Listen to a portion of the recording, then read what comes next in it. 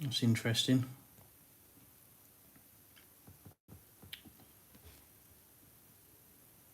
Everything turned off. Normally I have to start talking politics before that happens.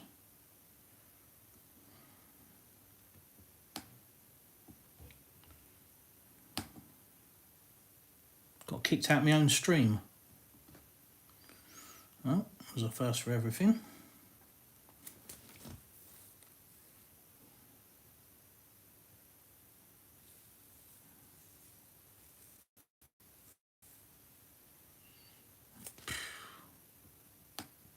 God, I love technology.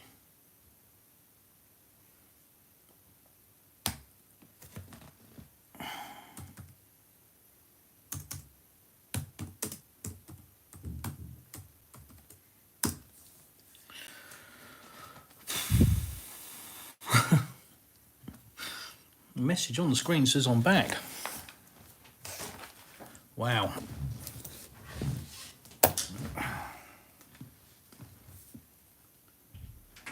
Dear, dear, dear. Yeah. Very, very, very confusing.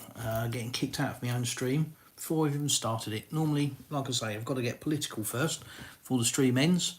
So that's a new one. Booting me out before it starts. But let's see. Let's see how it goes. It's not good when you have to abandon a stream that's been advertised and start a new one. So it's not great, but let's see what happens. Let's see if we can.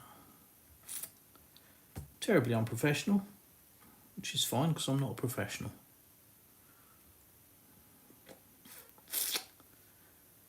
Yeah. It may work. It's doing its own thing at the moment. Must be a woman, that computer.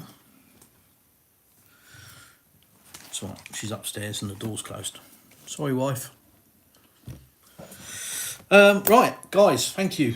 Welcome. Long time since I've done an evening live. And just thought I'd, fire it up. A couple of things to say. Mainly to talk about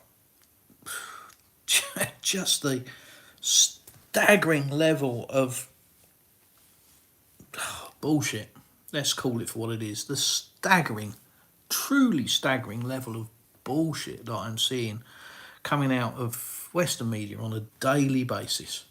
As you know, let's start with where we are for anybody new. I'm in southern Russia. I'm on the coast of the Black Sea, about 60 miles from Crimea. And if I look across the sea, I can look at Turkey, and we're about 300 kilometres north from Sochi. So that should give you a bit of geography. Just outside a seaside resort town called Anapa, A-N-A-P-A. It's not Ayanapa in Cyprus, it's Anapa in Russia. So have a look on Google Maps if you're unfamiliar. And welcome to the stream. Let's get on, I guess. Had a few technical problems. Anybody that's a regular will know that's completely normal. That's what happens. That's what happens when old people start to deal with technical stuff. So, blimey, where should we start? Let's start with Putin's parade, shall we? Let's just clear that up. The May the 9th, Putin's parade, which the West seems hell-bent on calling it, because, everything, whatever it is, it's Putin. It's not Russia. There is no government in Russia. There's only Vladimir Putin. He does everything. Absolutely everything. He runs all of the regions. He does all of the lawmaking. Everything is signed by him. There's no discussion. Everything is down to Vladimir Putin. Blimey. Bill, 330. Youch. Yes, mate, it's all good, thank you. Absolutely brilliant. I've got some very wonderful news, which we'll get at a bit later in the stream. But truly wonderful. Today is a good day. But yeah, Putin, dear oh dear, his parade. So, May the 9th, very, very, very important day for Russians. It's the day they commemorate victory over the Nazis in World War II. That's what the parade is. It's not Putin's parade, it's Russians.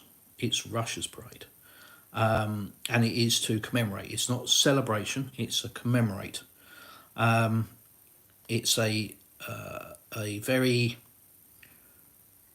respectful date, and it's rather poignant for me as well because it's actually the date that my dad died.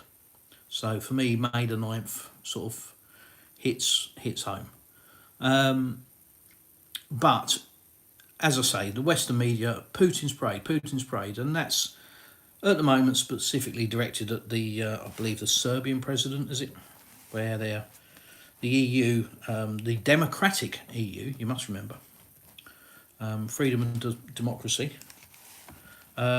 is basically threatening that if you go to Russia to commemorate this occasion, defeating of the Nazis, then things bad will happen to you.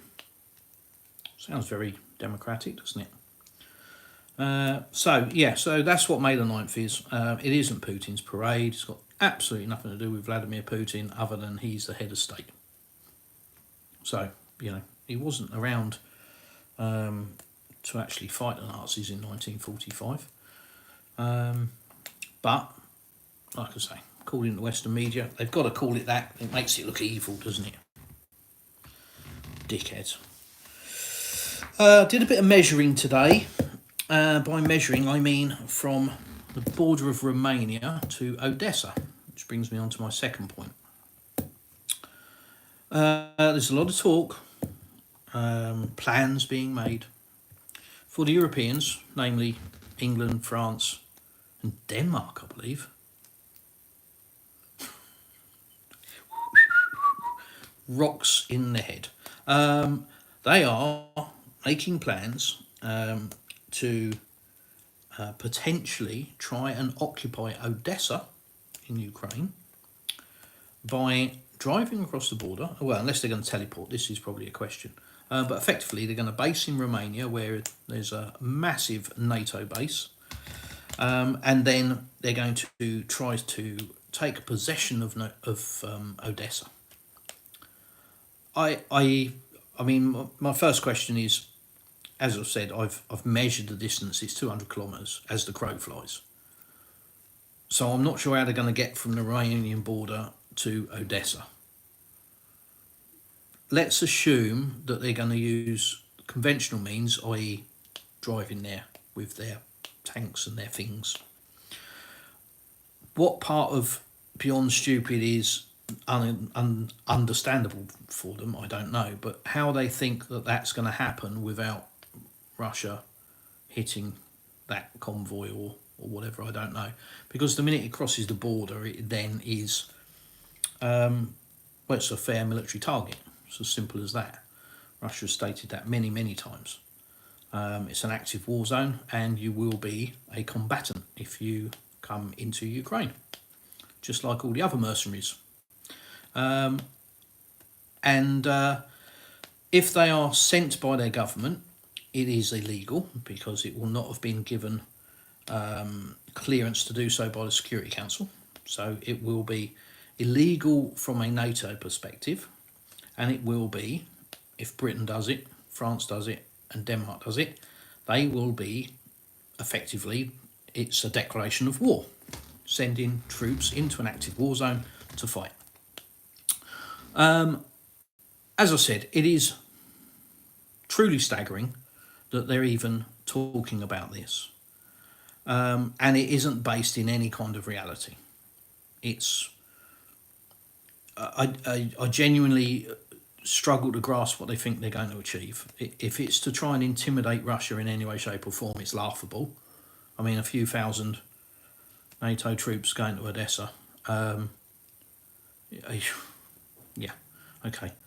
But I suppose what I want to say is anybody in the UK that's got friends or family in the armed forces and this is potentially their future, do what you can to stop them. because you won't see them again. They won't come back. Now, the reason you don't hear about, let's call them foreign mercenaries, being killed in Ukraine is because the families are told not to speak to the press. So when they lose contact with their loved one and they don't hear from them, and it goes on and on and on, and they don't hear from them, they are told not to speak to the press because it will potentially harm any rescue mission or anything else, and it will help the enemy, i.e. Russia. The reality is it's just hush. It's just to stop the news getting out that soldiers are being killed, because as always the British public is blinkered, it's hidden, it's shielded from the realities. Hi sailor. It's shielded from the realities, and consequently, they can all run around going, oh, we don't think that this is right and this is right. But ultimately, if they're not told and they don't know, so that's the whole purpose of that, is to keep it hidden from the British public. Because if every death of a UK citizen was announced, there would be uproar.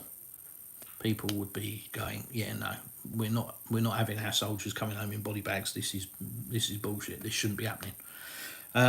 So it doesn't fit the narrative. So it's all hidden. Case in point, remember that month or two ago, that 18-year-old that was in the news, his dad drove him to the airport, etc., etc. I mean, there's a million and one things wrong with that whole scenario, but that actually came out in the press months after the lad was killed. So why do you think that is? Just because they didn't have time to print it, or there was too much news to actually post that? No, it's all controlled media. So the simple fact is, if they deploy troops to Romania and then try to send them to Odessa, they will be combatants. They will be targeted. It's as simple as that. And really, one word should dispel all myths of the troops being protected, and that is Oreshnik. Simple, isn't it? It hasn't got to be a barrage of artillery or drones or anything. It can just be one missile, done. Yeah, it's just not based in any kind of reality, and the ideas behind it are based in pure evil, nothing else, and it really shouldn't be happening. So don't think that if you're back in the UK and you've got guys that are thinking of doing this for some kind of noble mission, it ain't. It's all bullshit. It's all lies and deceit. There's nothing noble about it. So yeah.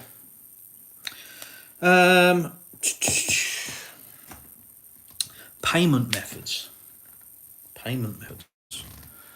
So this is a funny one. Apparently in the States, they're all it's all over internet apparently that where in Russia you can pay with a smile. So your Apple Pay or whatever else, in Russia you can just go up to the terminal, go, and whatever it is, it's facial recognition, and that's how you pay. That's one method. It's not how everybody does it. It's just one method available. And I would argue that the Russian payment system was the best I've seen, without a doubt. You can pay to a telephone number, you can pay to a bank account, you can pay to a QR code, you can smile at the thing, you can tap your card, you can do a bank transfer, but by the time you've done that, you could have probably picked one of the other options. It's such a good system over here for making payments with goods and services. It's fantastic. And this smile thing, I hadn't heard of it. I'm a bloke, we go shopping, here's the card, tap, I don't think about it. But our daughter, I spoke to her today and said, have you heard about this? And she went, oh yeah. All right, has it been out a while? Yeah. Oh. So me and the wife went shopping. It might have been yesterday actually, and the wife did it. And she said, oh, I've got that, and just walked up to the terminal, and when the lady, please pay, she just looked at the terminal like I'm looking at you guys now, smiled, paid. So it's not fake, as has been widely reported. It's completely normal. I have it on my Mia card. Backwards Russia, remember, guys? Yeah. So yeah, not fake news, completely normal, and just another representation of technology here in Russia, which is light years ahead of what we're told it is in the West. But yeah, very, very simple, straightforward, and I mean, some people are, I think, worried about the whole facial recognition and your image being seized and all of this. And these are the same people that probably say, keep your cash, you know, you must hold on to cash. And they're the same people that say crypto is dangerous, don't get involved in it. And unfortunately, these are the same people that are about 20 years out of date. The reality is facial recognition is everywhere, you know. If you look at, I think Britain is what, the most surveilled state in Europe, if not the world. Probably the world, actually, wouldn't surprise me. Everywhere you go, you're on camera. If you travel abroad, cameras everywhere. If you go shopping, cameras. So forget actually going to pay at the terminal. Just walking around the shop, you're on CCTV. Get into the shop, you're going to have driven past some cameras. Even if it's just a car going the other way with its dash cam. So you're on camera everywhere, all the time, whenever you go out. So unless you decided 25 years ago that you wanted to be off-grid and you left your home, you threw your phone in the bin and you walked off into the... Oh dear, hello. We went on a bit of a... Bear with. Gimbal say no. Ooh.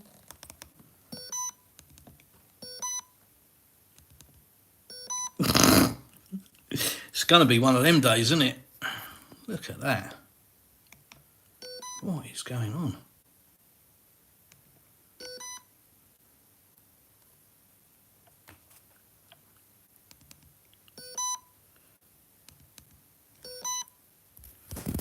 What is going on? Oh, it is definitely going to be one of those days. Guys, I'm really sorry. Why? Let's try and reboot the stupid thing.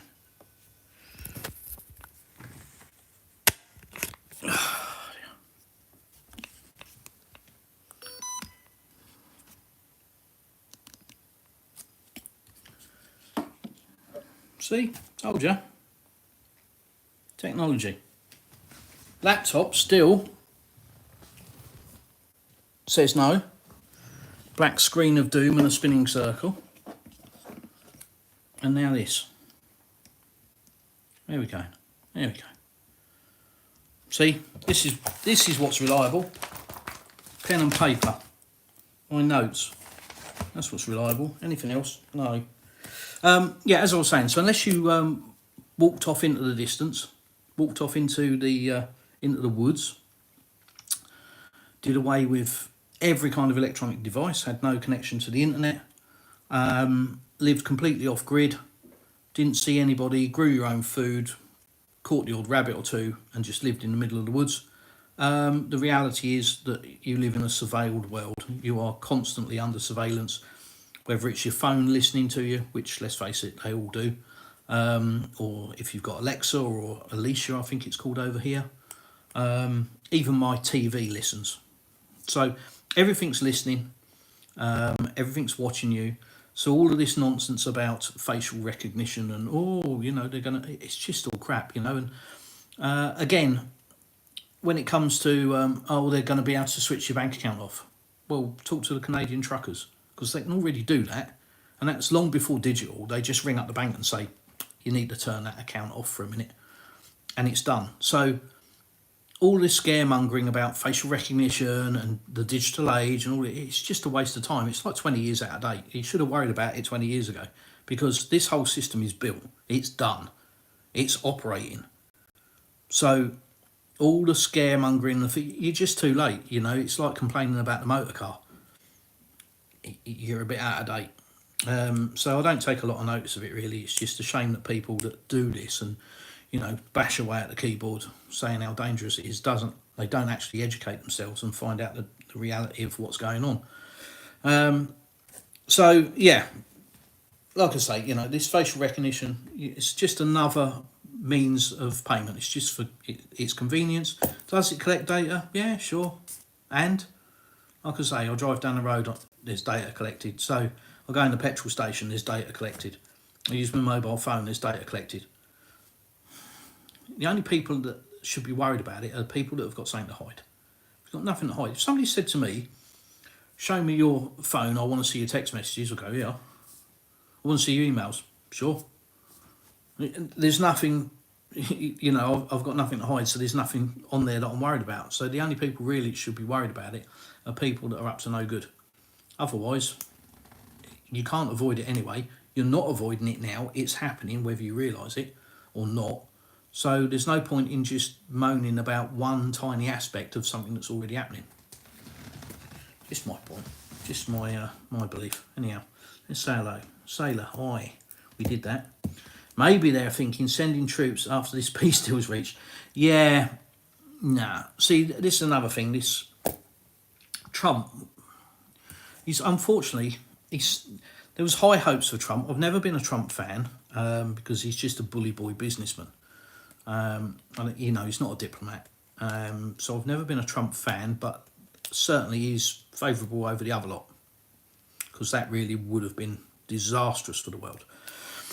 And I think there were high hopes, but unfortunately he's surrounding himself with the wrong kind of people.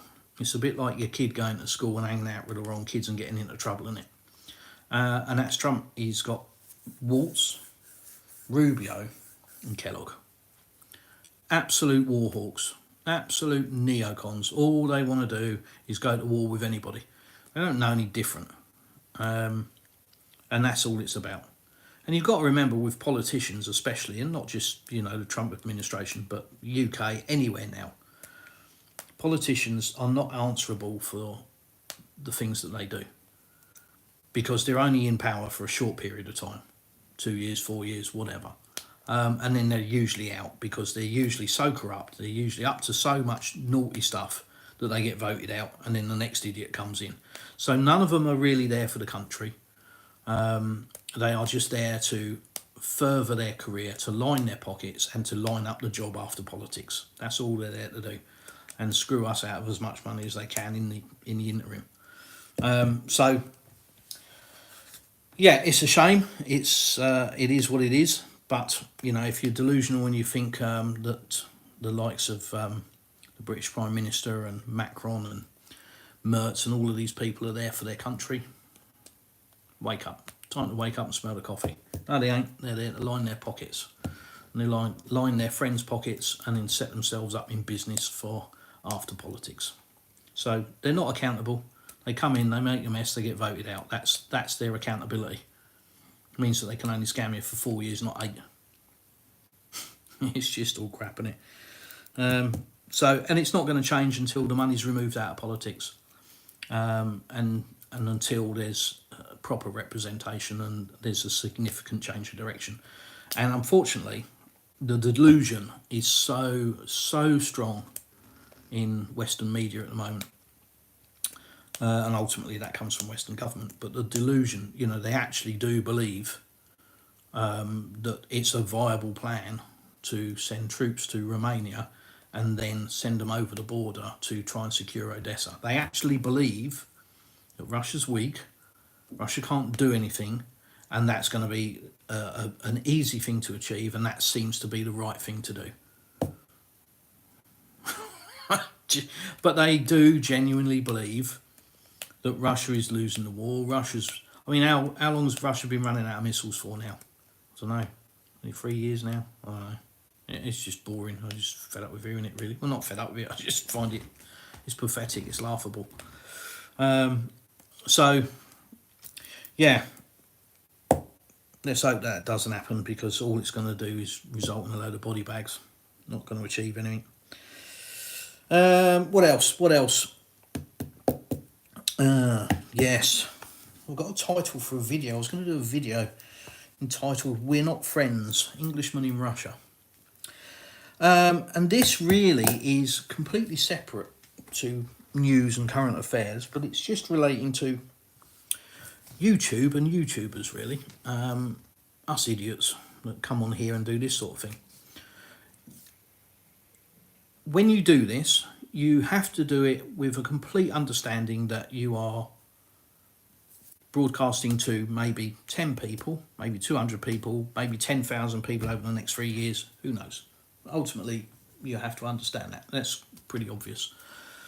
But you also have to be very thick-skinned, because you get all sorts of abuse, especially under the current situation living where I live. I've been called all sorts many times and even had death threats. Yeah, okay. So that's the first part of it. But the bit that I wasn't ready for was the fact that because people have the ability to watch a live, to watch videos that I've already made, they can glean a lot of information, I don't know, but they'll get to know me. They'll know my name, they'll know about the family, they'll know about where we live, they know about the cats, they know all of these things. And that, I suppose, gives them an air of familiarity where, you know, they know about me.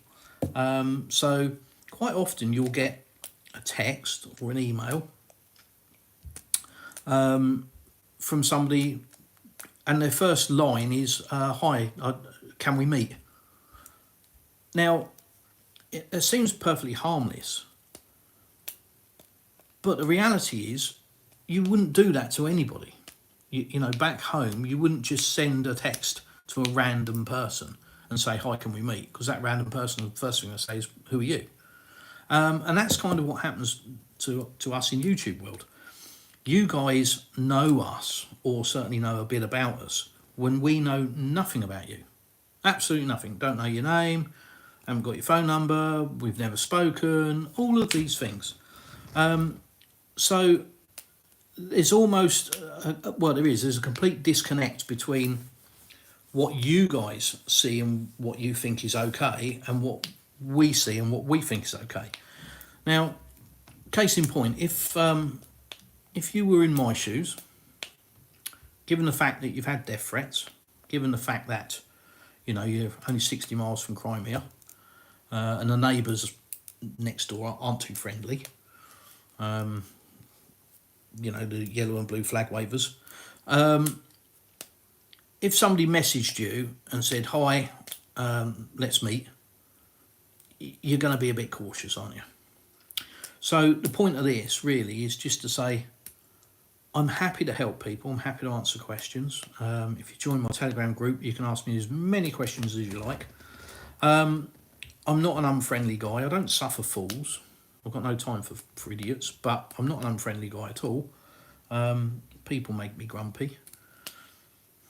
But please just sort of pull back a little bit, base yourself in a bit of reality. And your first contact shouldn't be, let's meet. Your first contact should be, hi, my name's X. I've watched some of your videos. I was interested in this particular video and I've got some questions. Would you mind answering them? And you have a conversation and you start to, you know, build up a rapport, etc., etc. But if the first approach is, hi, I'm going to be in Krasnodar.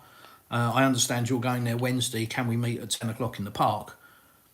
Don't be surprised if I don't even bother to reply, but if I do, the reply will probably just be no. So don't be shocked by that. It isn't just me. There are other YouTubers that have exactly the same thing. And some of it is really extreme. You know, I won't mention any names, but certainly a YouTuber that I speak to has had a guy in the States recently that literally is just bombarding him with messages, just constant stream, 50 odd a day, just, you know, insanity. So, yeah, like I say, you know, I'm not saying don't contact me, far from it. Telegram's there. Join my Telegram group, ask me anything you want. I don't care. I'll tell you, or I'll just say, sorry, that's personal business, I'm not telling you.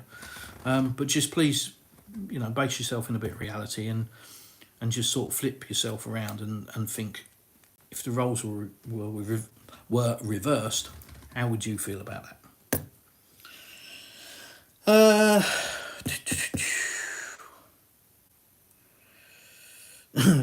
Oh yeah, I've got European leaders pretend to preserve democracy, not practice it. Yeah, that's probably about right. Yes. So I think those are the points I wanted to cover. Let me just have a quick look at the chat. Let me have a quick look, in case I need to delete somebody. So Sailor, yeah, sorry, maybe they're thinking of sending troops after the peace deal. Yeah, or whatever, you know, ceasefire, no such thing, only a figment of their imagination. Peace deal, I mean, that could happen. You know, the requirements for peace were set out by the Russian government last June, I believe, and have been repeated many times. Very simple, it's very straightforward, and very easy to achieve. But everything else, it's just noise, it's just rubbish, it's just nonsense.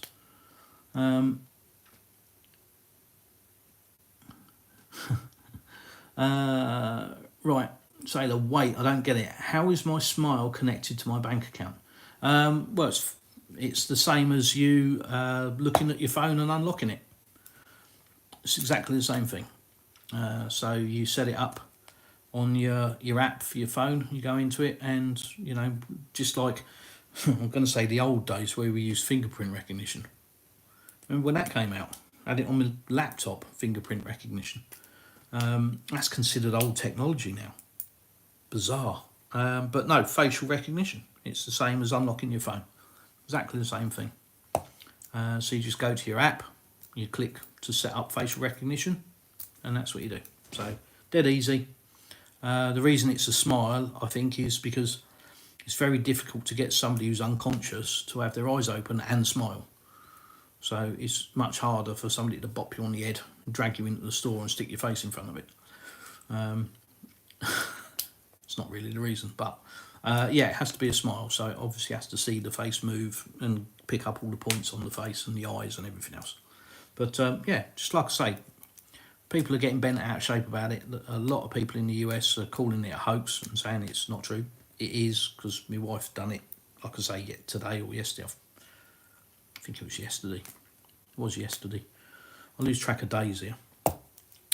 So it is a real thing. It's not bullshit. It's just another example of the many different technologies that are available in Russia, that we're all hidden from in the West. If I show a middle finger, would that mean cancel the payment? I don't know. You can try it. I think you're more likely to get smack in the mouth from the cashier, aren't you?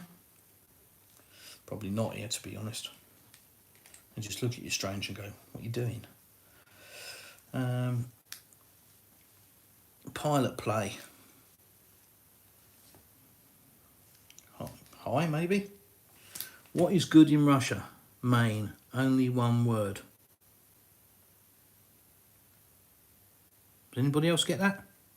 Maybe somebody can decipher that for me. Or maybe pilot play can. Don't know. No idea what you mean there. Sailor, when you go to a bank, you can ask them to record your biometric data, then enable the option in your banking app. That's it. Shop terminal, ATM scans your face, and there you go. Yeah, and you can do it on the app on your phone. You can do it at home. So you don't need to go to the bank. For Sparebank, for example, it's on your app. You just click on it and away you go. If the wife's done it, I'm on dangerous ground here, aren't I? Let's backtrack on that one. I could do it. So if I can do it, anybody can do it. Close there. Right, next down. Scheme seems sketchy to me. Well, I don't know. I'm a little bit more open to this sort of stuff, mainly because I've been into crypto for nearly 10 years now. So So stuff like this. Also, in my previous life, I was looking into biometric data and biometric control methods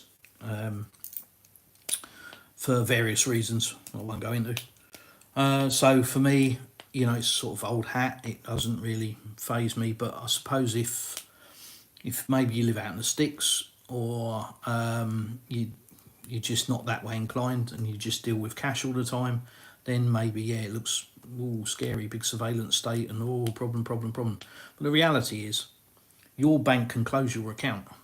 In the UK, your bank can close your account without giving you a reason. Nothing you can do about it. They can literally send you a letter, give you, I think it might be 90 days, but say 60 or 90 days, but they can send you a letter. We have taken the decision to close your account. Your account will terminate on, please remove all funds. I know, I had it. No reason. You can go to the Ombudsman, and the Ombudsman will go, yeah, we'll speak to the bank for you. And then they'll come back and go, yeah, no, they've decided to withdraw the facility. And you go, okay, what for? They haven't told us. Okay, well, can you ask them? They don't have to give a reason. So everybody worrying about, you know, control over their finances, unless you have no money in the bank, you don't use the banking services at all, and all you do is use cash, they've got control of your finances anyway. So worrying about facial recognition or anything else is just a waste of your time. It really is. And if you think you can go back in time and just deal with cash, forget it. You have to understand cash is, well, it's on its deathbed. It's as simple as that. Even from just a financial perspective for governments using cash and having to keep it in circulation and print it and design it and maintain it, blah, blah, you know, armoured cars going to collect it and deliver it. It is just a logistical nightmare and costs an absolute fortune. So imagine how much money can be saved by governments and banking systems by doing away with cash. So, is it about control? Maybe, probably. Can you do anything about it? No, system's already built. It's been built for years, running in the background. All the banking systems already using it. The government's already using it. HSBC already uses it. HSBC is the clearing bank for the UK. So you're making a cross-border payment, it goes for HSBC. And HSBC is already using crypto to make that payment. So MasterCard use it, Visa use it, Santander use it, to name a tiny fraction. So it's already built, the system's there. You know, it's quite funny the other day when the news, they were talking about one of the problems that Russia faces is not being able to pay for its United Nations subscriptions that it owes to America. And that's one of the things that the administrations are talking about, how to get this payment system so that Russia could actually send the payment to America, and then America could then pay the subscriptions, and, you know, also they could get a payment system going for the diplomats, but they're just having to work out the payment system. Media for you. Russia trialled that technology in 2018, 7 years ago, and found it to be extremely efficient. 7 years ago. So what payment system are they looking to try and create? Because it's already there. It's already built. Again, it's just media, spin, rubbish. And just to keep everybody out of it. Just to keep you all, you know, with your blinkers on so you don't know what's going on. But forget about the cash scenario. You're way too late. Don't worry about biometrics. Don't worry about facial recognition. The time for that was 20 years ago. Too late now. Just live your lives and be happy.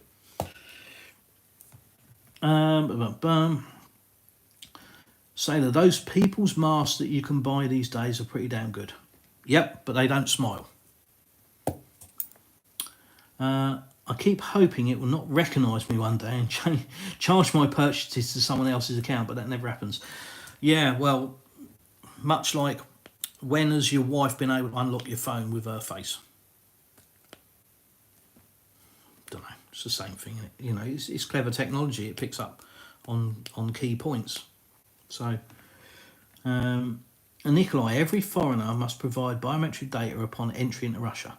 This is the same data that can be used for payment. There you go. So I don't remember, to be honest, what that was. Trying to think. At the visa centre, you have to have your fingerprints, I think. Do you have to do fingerprints? Yes, you have to do fingerprints at the visa centre. So when you're applying for a visa, they're already taking your fingerprints and picture, photograph. So yeah, you're already providing that data in the UK long before you get to Russia. And when it comes to temporary residency, part of that process, the application process, is again taking fingerprints and taking a picture. So they record it again for residency purposes. So there's no getting away from it. So Nicola, you're absolutely right. It's already there. Sailor, hey Chris, would you go for a beer? I'm buying.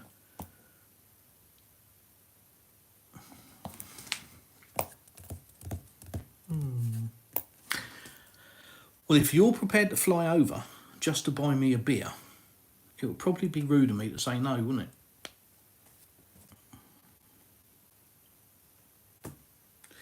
it? Nikolai, smile is just a marketing. Yeah, you don't need to smile indeed. Okay.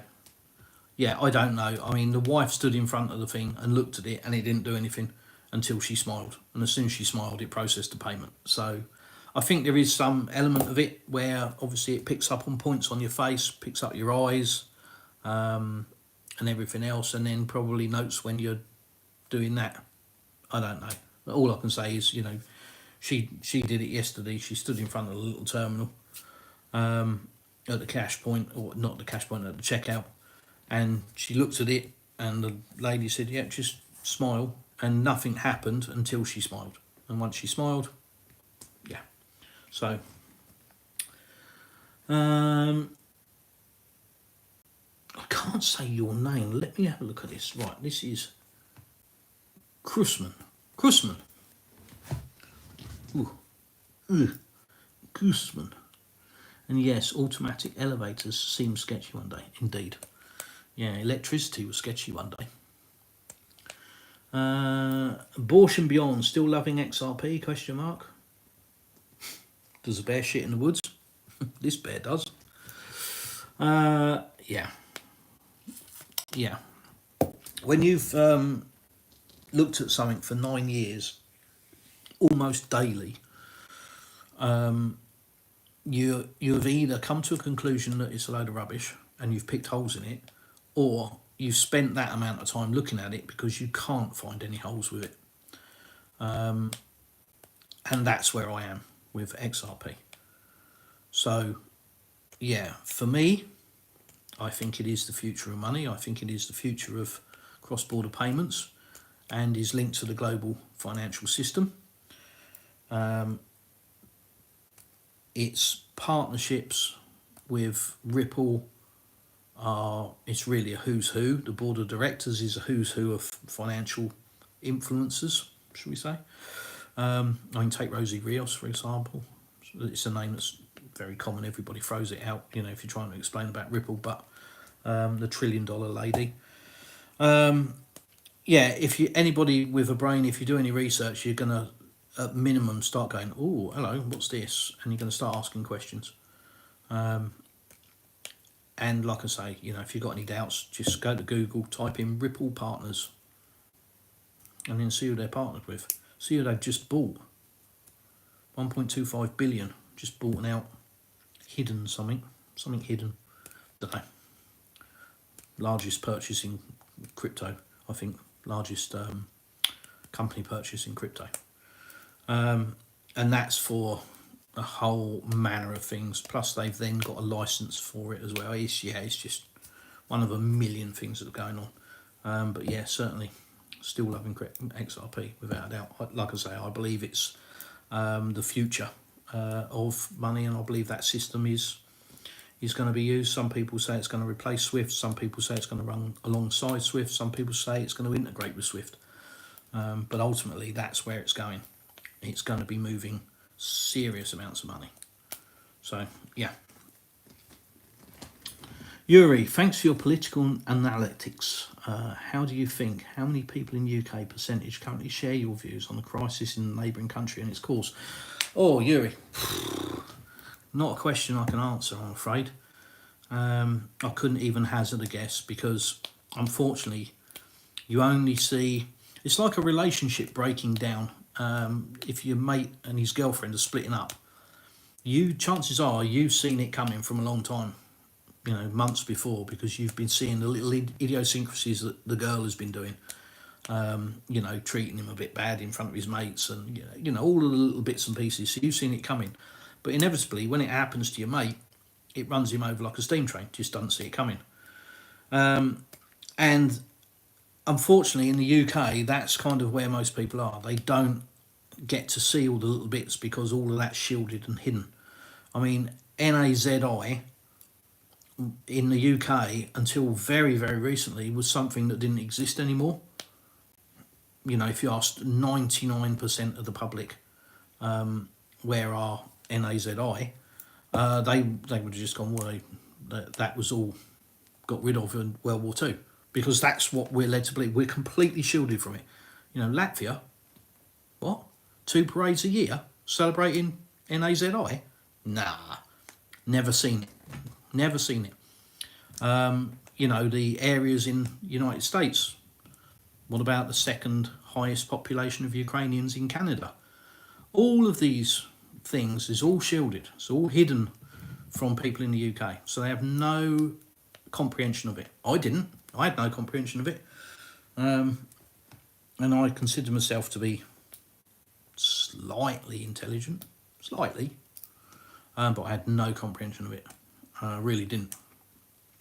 So that was a huge awakening. So the reality is, I think most people only know what the media tells them, and the reason for that is they're too busy working, or they can't be bothered, or they're too lazy, or it's another same old. When you're bombarded with information on a daily basis, it just your ears just glaze over to it.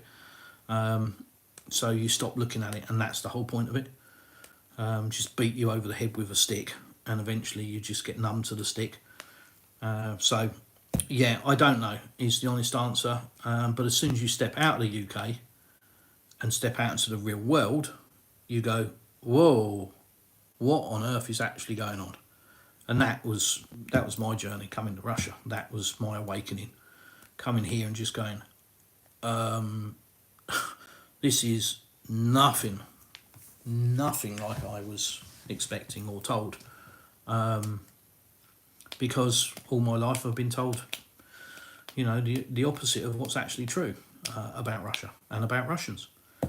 So, unless you are capable of critical thought, unless you're prepared to open your mind, your opinion about Russia and Russians is going to be gleaned from the media, and it's a complete pack of lies.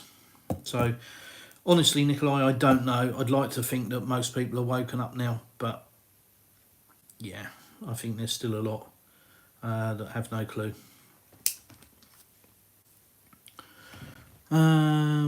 Sorry, Yuri. Nikolai, I was reading one below. Banks don't have their own biometric databases. They use government database for identifications. Banks take a photo of you to assign you account to government biometrics. Okay, I wouldn't dispute what you've said. But either way, it doesn't matter. It really doesn't matter. It doesn't matter whether the bank gets that data and then passes it on, or whether that data is just collected by the government. Ultimately, walking into the bank, you're under surveillance. Using your smartphone, you're under surveillance. Watching your smart TV, you're under surveillance. Does it really matter?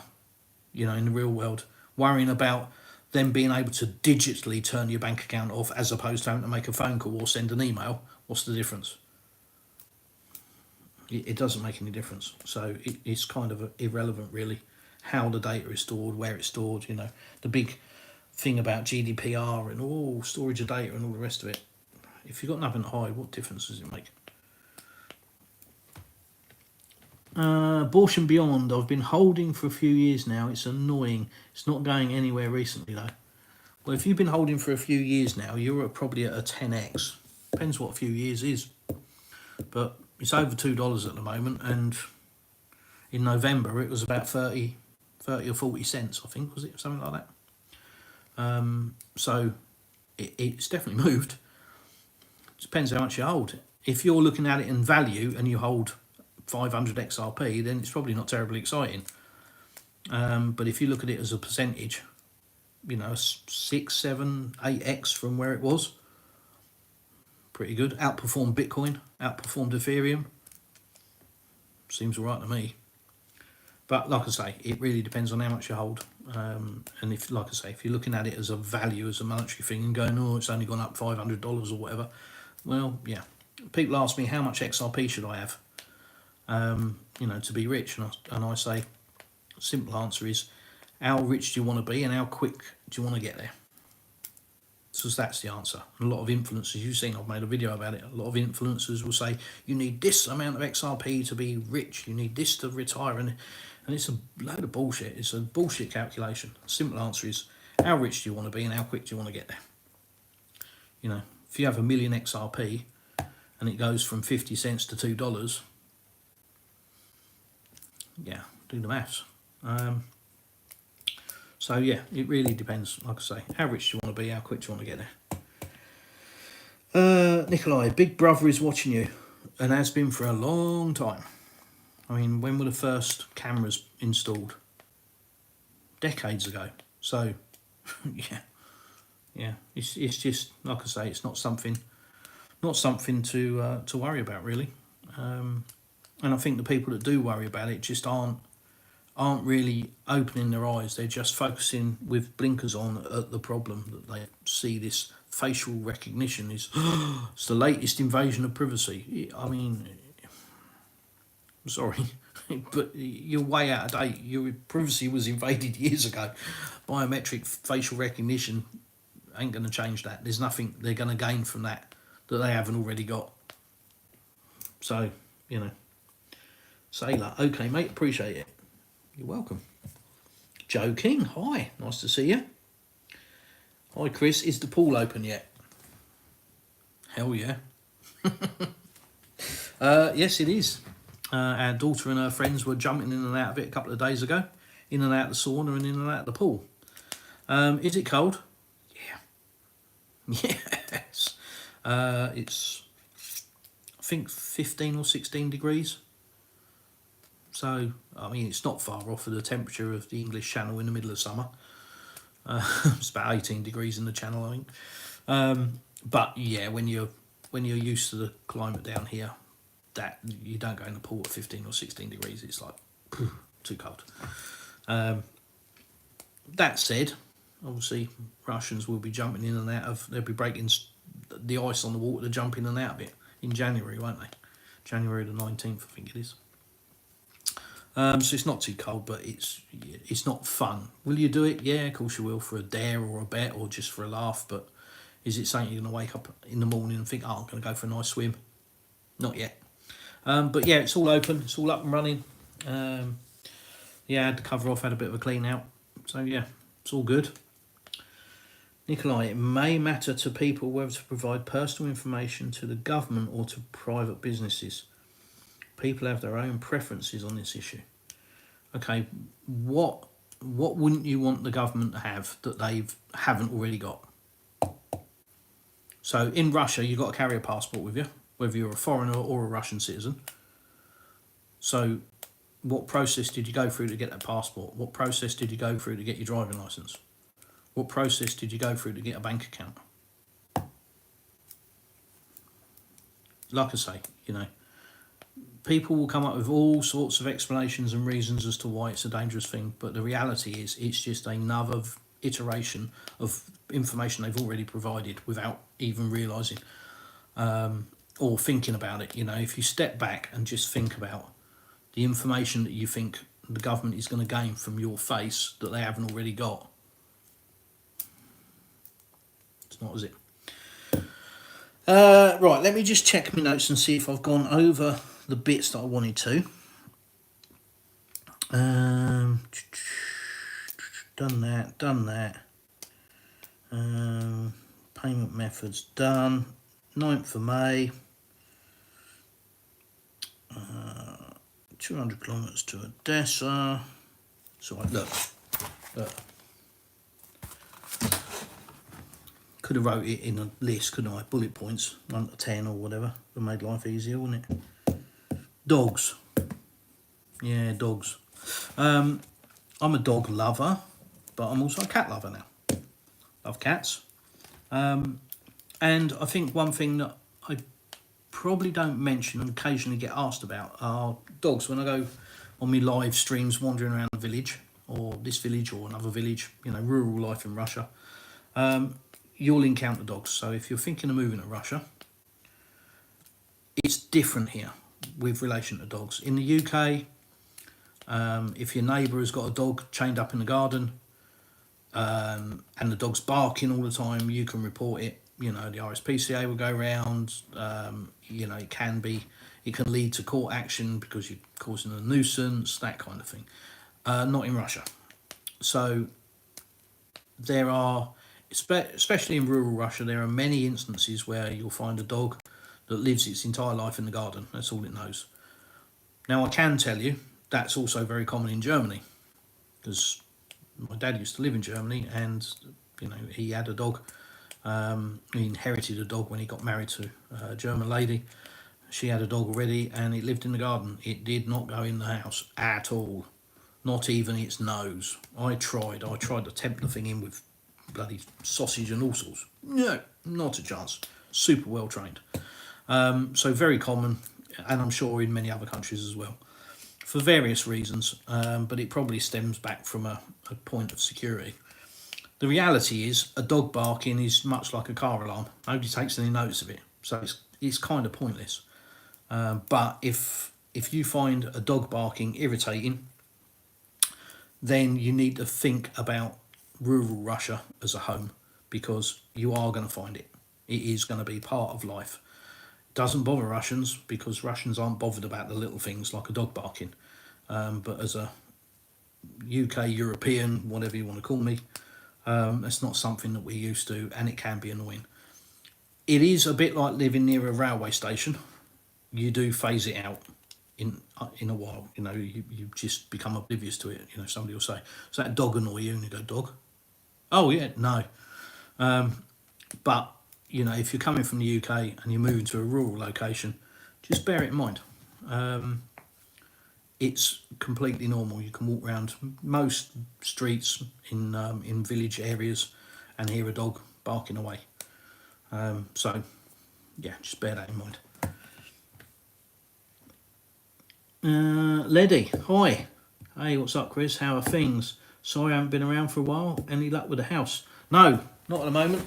It's, from what I understand, there's a bit of a season, especially down here in the south, for house buying, and that ain't January, February or March or December. People are focused on winter and not going out, but once you get into April, May, June, July, these are sort of the prime months for when people, because it's the south and it's, you know, it's the Napa area, it's a holiday destination area. It's quite often a lot of stuff is, you know, buying as a second home or buying to retire, or, you know, that kind of thing. So it's seasonal, good weather seasonal. You know, fruit on the trees, all of this kind of stuff, swimming pools. That's when people, you know, if they start to think along those lines, that's when they start to look at houses. So, yeah, it's not been moving, but now it seems to. Now we're starting to get inquiries, etc., etc. So, yeah, we'll see. It is what it is. It's not like I'm living in a tent, so if we have to stay here for a while, it is what it is. There's not a lot we can do. You know, you can't sell something to somebody unless that somebody's there. You know, I'm pretty confident that if genuine people rock up to buy the house, or to certainly look at the house, they'll buy the house, because, you know, I think it's pretty good. And we worked out that it's actually cheaper than the cost to build today. So if you try to build what we've got here today, it would cost you more money than what we're selling it for. So, yeah, we didn't look at it like that, to be honest. What I did the other day when somebody asked. Well, I guess you'll just have to grin and bear it and live in your nice house for a bit longer. Yeah. Yeah, like I say, it's not like we're living in a tent, is it? You know, having a sauna and a swimming pool, it's, you know, it's a cross that I have to bear. So that's all the news that I had written down. And here's the news that I don't need written down. It will be the subject of another video. That video will be part 4. Any clues or any guesses? So if you follow my channel, have you seen my part 1, 2 and 3 of applying for temporary residency? So what do you think part 4 could be? Okay.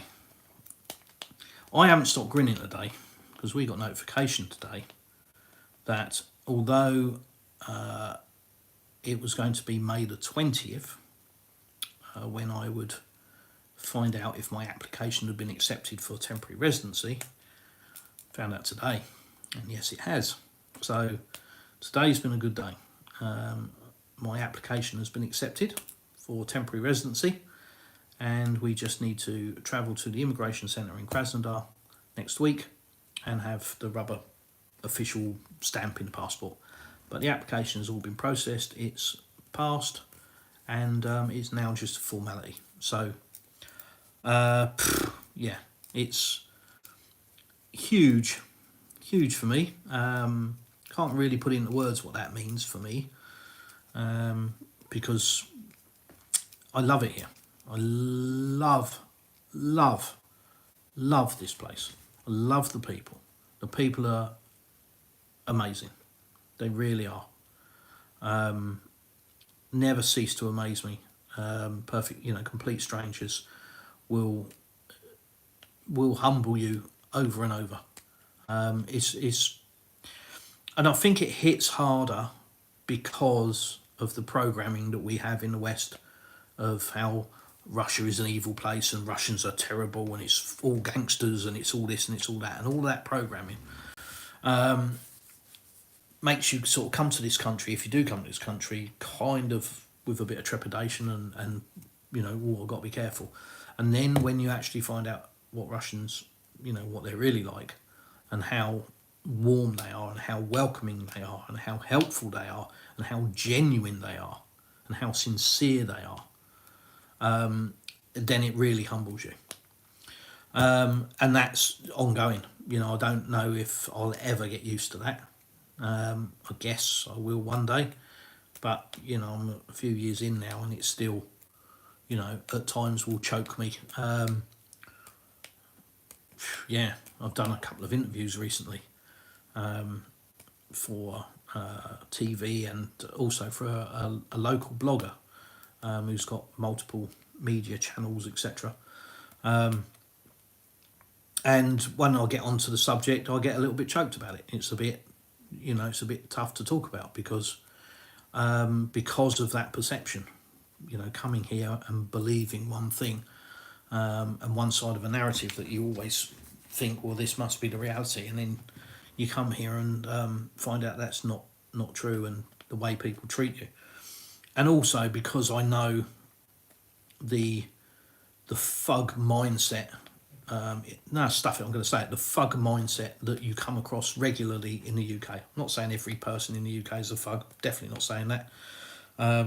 But there is a breed, there is a thug element who are just dumb as a box of rocks and will wave a flag and believe that they're some kind of righteous, I don't know, moron, pretty much. And they will take it upon themselves to try and put the world to rights by treating Russians badly. And I absolutely am certain that that happens in the UK, absolutely certain of it, because of that mindset. And because of that mindset, you just accept that as the norm. You think, well, other countries must react the same, other people must react the same. And then when you come here and find that they don't, it's a shock. It's hard. So, if you haven't been to Russia and you've not met a lot of Russians, then whatever you know about Russians and Russia is bullshit. I'll tell you that now. It will all be twisted lies, because the Russians that I've met a few now, have been lovely. Have you seen my butcher's video? I just did an 8-minute video the other day. There's half a dozen butchers in our village, butcher shops, and we go to one that we've found fairly recently. And I don't think they've been open that long, but we just like, we like the meat, we like the selection, we like the people in there. They're just lovely people. They're really nice people. And as I always do, I always ask if they mind me filming. And I asked, through the wife, I asked if they minded me filming. No, not at all, no problem. So I did a little 8-minute video. Have a look if you want to see what a Russian butchers is like. Have a look. It's on my channel. Did a little video, and 2/3 of the way through the video, the guy comes up and gives me a pot of Korean hot peppers, which, yeah, I'd use them in most things I cook with. So I didn't know what they were. I knew it was hot because he was pointing at the chili signs on the bottom, so it's hot, yeah. But just gave that to me. And it's stuff like that. I don't speak Russian. He knows I'm not Russian, It's clear as a bell. He's got no axe to grind by doing that. So, it's things like that humble you. And it's not about getting a gift, it's just about the attitude. It's about the friendliness and the warmth that I've experienced here. And I'm talking from my perspective. I'm not talking about all of Russia. Some people, as I said in the interview that I did with Maxim the other day, I speak from my experience. But my experience has been completely positive, so that's why I talk positively about Russia and Russians, because my experience has been positive. Others may not have had that experience. Nothing I can do about that. Liddy, congratulations. Glad you got your RVP. RVP. I call it TRP. Temporary Residence Permit. RVP. What's RVP? Sailor, I'm guessing that the environmental disaster did not help with the house selling. No, that's probably a factor as well. Yeah, without a doubt. Congratulations, Chris, with the residency. Thank you. I'm like I say, I think I'm only just stopping grinning now. It's been a good day. Nikolai, do you have your own accounts at the bank, mobile operator, with all that bureaucratic hell to get them for a foreigner, or do you exploit your wife to obtain the services? No, I have my own accounts, and obviously I've had a bank account here for a while, so that was before the current legislation, etc. So no, I have my own account.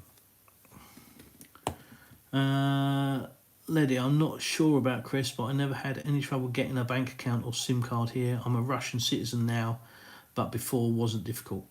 No, like anything, people will blow it up out of all proportion and make it sound horrendously terrible, but it's like anything. If you want it bad enough, and realistically, you can't come to a country, although realistically, you shouldn't be able to go to a country and start complaining about the way the country operates. It's a bit like going into a business and telling the business owner that the way he operates his business isn't any good. Okay, well, there's the door. Jog on. But people seem to think that they can. And that's a UK attitude. Because we tolerate that. We allow that. We allow illegal immigration to then come out and stand up and say we have rights. You're in this country illegally, you shouldn't have any rights. There we go. But no, I think if you come to a country, you have to accept. You might not like it.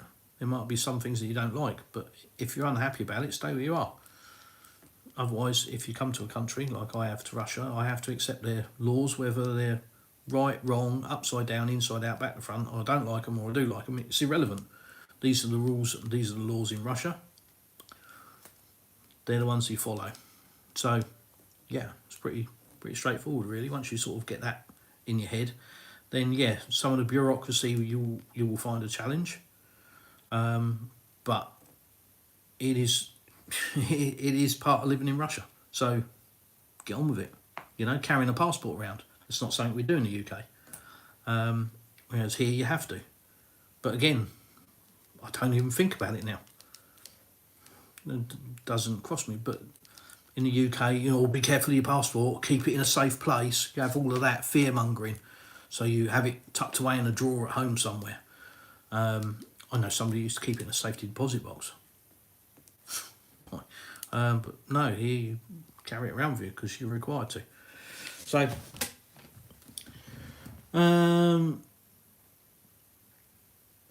Lady, it's temporary residency. Your next step is VNG,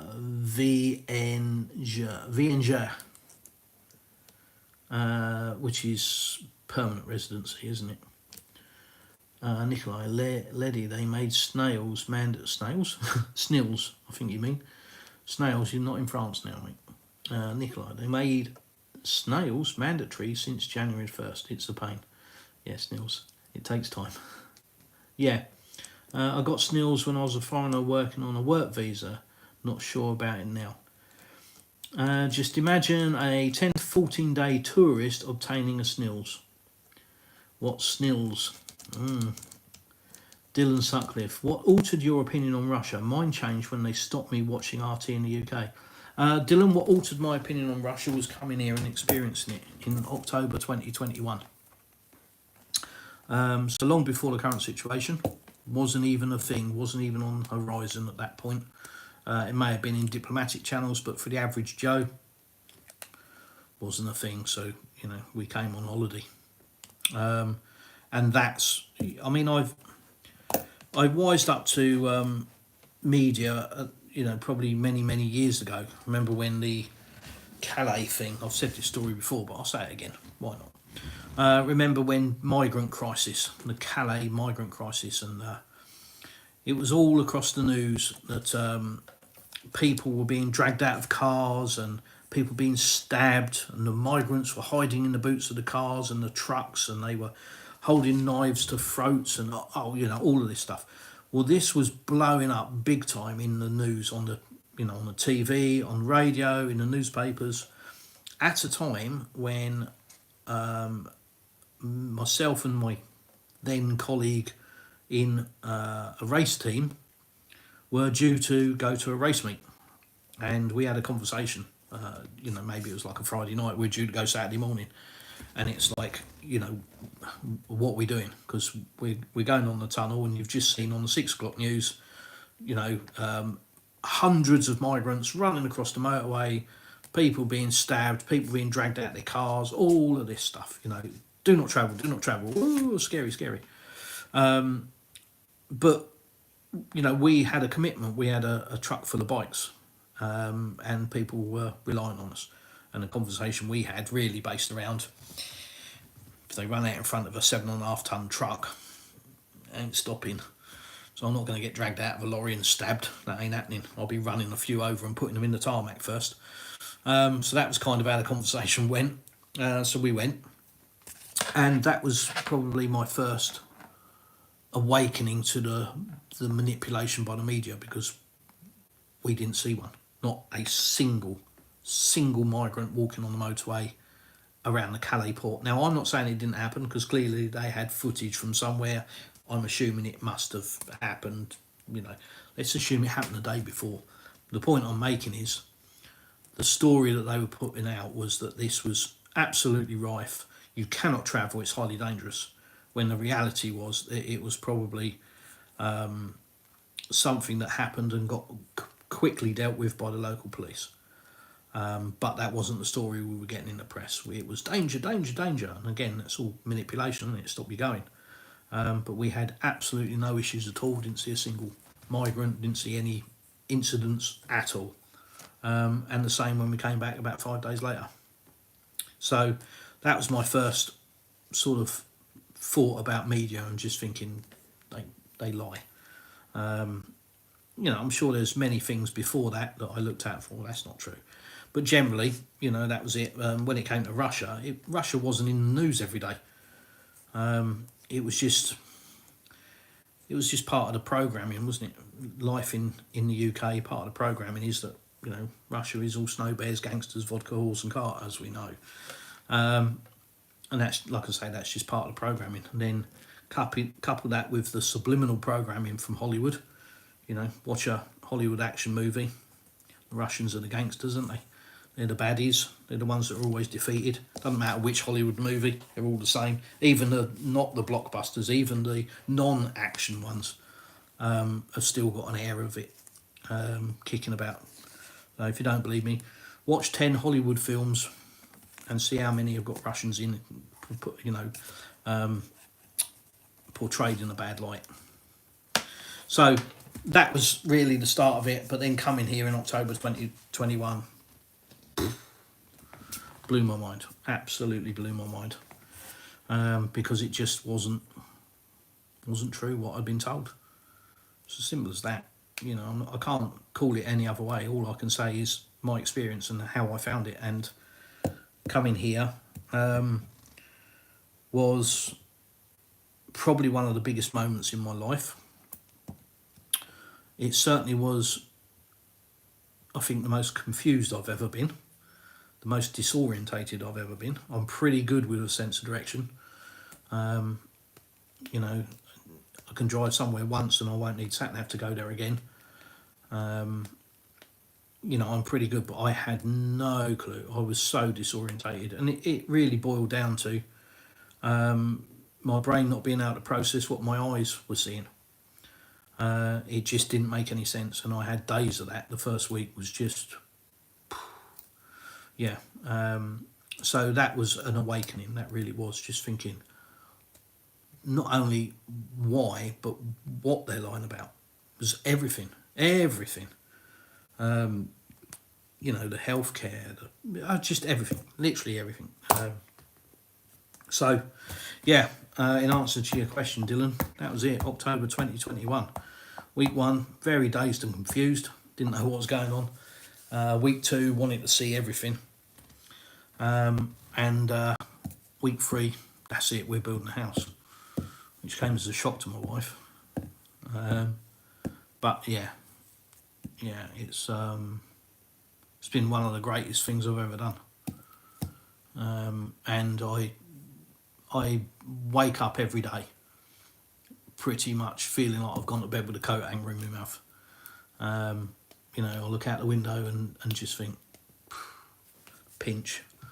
Yeah, it's pretty cool. Neddy, Snails is like an American social security card, basically. Yeah, I've got to get my head around all of that. I haven't bothered yet because I didn't know if it was going to be relevant, but obviously now, having the residency, that's all part of it. So yeah, Snails and Gossaslugi. A few other things I've got to find out. Nikolai, individual insurance account number. Ah, okay. So it's like a national insurance number then. The shouty bloke, Chris, I was wondering if there is a motorhome camp provision there. I would like to visit different locations. Yes.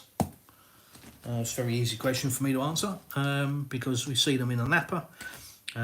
We see them everywhere driving about. We see them on people's drives. I see loads in Sochi. So yeah, it's... I don't know if it's as common as, say, the UK, but I think it'll be very difficult to tell because obviously the size of the country. What you will find are the roads are a lot less crowded, and obviously the country is vast. So yeah, there is a camper motorhome contingent, and they are, yeah, you see them driving about, and caravans, European caravans, quite funny. Seen your interview with the blogger, you did great. Oh, thank you, very kind of you. Yeah, guy's name's Maxim, really nice guy, very well travelled. I think he said he'd visited well over 30 states in the US, so he's very well travelled, spoke very good English. And it was just a really nice chat.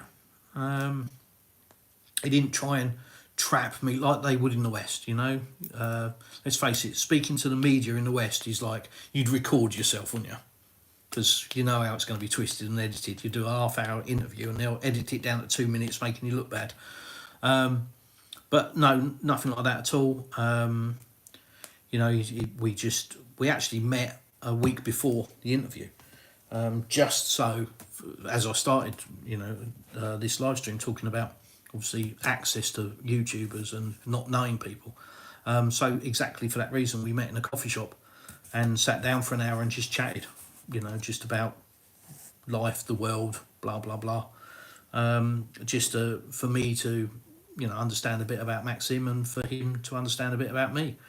And then obviously I was comfortable enough to invite him to our home. So yeah, he came and he was here a couple of hours, I think. But yeah, it's really enjoyable. Just a nice guy. Really enjoyed the chat. Didn't try and box me into a corner with some shady questions or any of that nonsense that happens in the West that we're used to. It's just a nice guy and a nice chat. So yeah, I thoroughly enjoyed it. But yeah, thanks for that. I appreciate that. Have a look out for that. It's I can't remember his bloody channel, but it's on YouTube. I should post a link, shouldn't I, somewhere? I have shared, actually. I have shared the link. If you look at my YouTube channel, I have in the community section, I have posted a link to the interview. So if you're interested, have a look. It's just me being asked a load of questions about life in Russia and giving my perspective of it. Lady, stop you. I've missed that. Lady, when we travel by car long distances, we stop in different fields, forests, etc. and have picnics, bathroom breaks, and no one will bother you. Land is for everyone as long as you aren't damaging it. Absolutely. Yeah, that's the thing. There is a lot more freedom here when it comes to what they call state land. It's for everyone, and as long as you're not damaging it, you know, burning forests down and stuff like that, it's, you know, it's free to use. Whereas in the UK, God Almighty, you know, you're a major criminal if you drive on the beach. Whereas here, you know, we can drive to the Sea of Azov and just drive straight onto the beach, even now. So yeah, you know, that blew my mind the first time we did that. But SVT, CCVS, RVP equals TRP. Yeah, okay. Got it. Thank you. My lack of Russian is showing there. Nikolai, there are several YouTube channel people travel on a bike and motorhome through Russia. Yeah. Bill, maybe you can put a link up. I don't know how to or where to put that link. If I look on here, let me. If I go off of this page, I mean, I've still got the spinning circle of doom. So I suppose it won't really matter.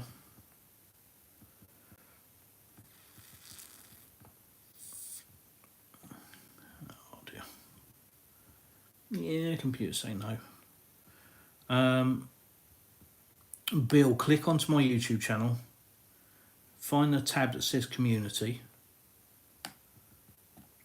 and the link is in there, mate. Also in my Telegram group, I've put a link in there as well. And if neither of that is any good, just ask me once we're off of this live, or once I'm off of this live, and I'll send you a link by Telegram or email or whatever you want.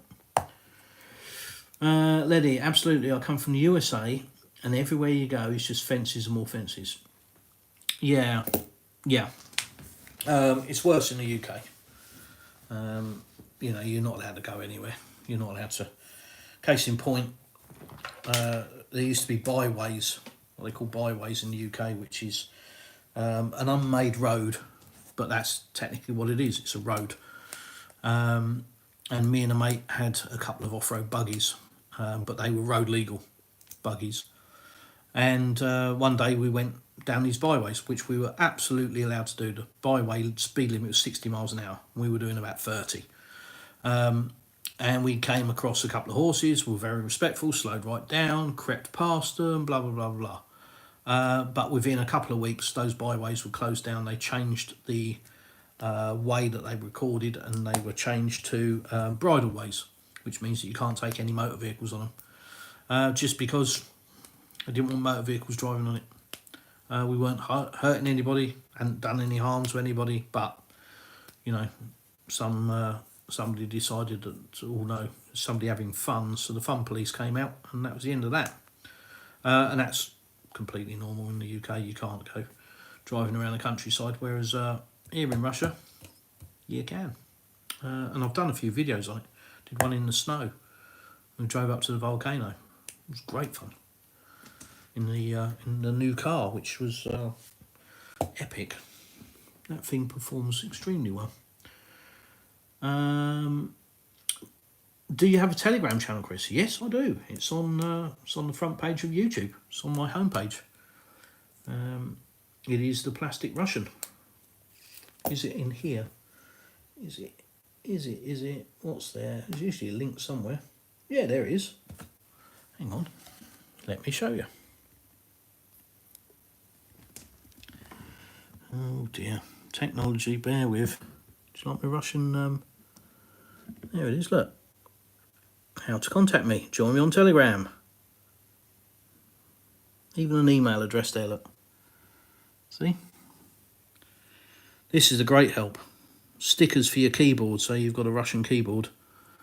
And then you just change it here. You just click on that, turn it to Russian. And then you can type in Russian. If you can read Russian or speak Russian. And if you're a cabbage like me, it's still one finger typing. I do a lot of that. I'm learning, I'm trying to anyway. It's very difficult. But if you're looking to learn Russian, join my Telegram group, or click on the link that should be there somewhere. I'm sure it was there. Yeah, lovely lady called Oksana, English, qualified English teacher, qualified Russian teacher, and a former translator. It's got a lovely online portal, so you can do face-to-face, real-time learning with her. So if you're interested in that, drop in Telegram. She's one of the admins on my channel, and just type interested in learning Russian or anything at all, and either myself or Oksana will pick it up. Now I've lost that. Where did that go? Here it is. The shouty bloke. Yeah, here in the UK they have new laws so that you can crush your van if you're on private land, which is all land now. I would love the freedom to travel again. I don't fly, so roads are for me. Yeah, it's only when you come away from that kind of control and look back in that you realise how bad it is. You don't necessarily... It's a bit like living in a house and watching it deteriorate. You don't notice it when you live there every day. But if you leave a property and come back a few years later and you look at it and go, oh my God, you notice it, you know. And it's the same with having a puppy. You don't see it grow because you're living with it every day. But people that haven't come around for 3 months, the first thing they say is, bloody hell, hasn't he grown? It's just what you're used to. You don't see it until you come away from it. And then it is a real shock. It's a real smack in the face. So, sounds like you didn't have a TV licence for that. Yeah, there's another thing. What's a TV licence? Don't have that in Russia. Lady Roger that will join now. Thank you. That's cool.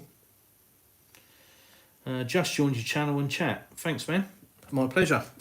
Hit me up with anything you want to know, but I'm sure you probably know far more than me. Yeah, thanks for joining. Yeah, so that's about it. That's the news. I've got to the end of chat. I've caught up with questions, which is always good. I did a live stream the other day from Novorossiysk, and it just, yeah, I just got so many questions, and I literally ran out of battery, so I had to end the stream before the battery ran out, which is a shame. I didn't get to answer everybody's questions, which I don't like doing. I really try and answer every question if I can, because I think if you guys take the time to watch the channel and ask a question, I should have the time to answer it. So try to do that. But we've got through everything I wanted to get through, and obviously my fantastic news about temporary residency and having that application accepted. So yeah, I'm going to call it a night. Thank you for joining me for this evening live. Like I say, it's the first one I've done in a long time. Well, if you need any help, don't hesitate to ask. I've been here for 13 years and became a citizen. Cool. Okay, thank you. Thanks for that. Yeah, we'll have a chat. But yeah, thanks for joining me in the meantime, everyone. It's been emotional, and yeah, if you're living in the West, turn that TV box off, because all that comes out of it is a pack of lies, and it ain't doing you any good. So yeah, have a good one. Enjoy your evening wherever you are, and I'll see you in the next one.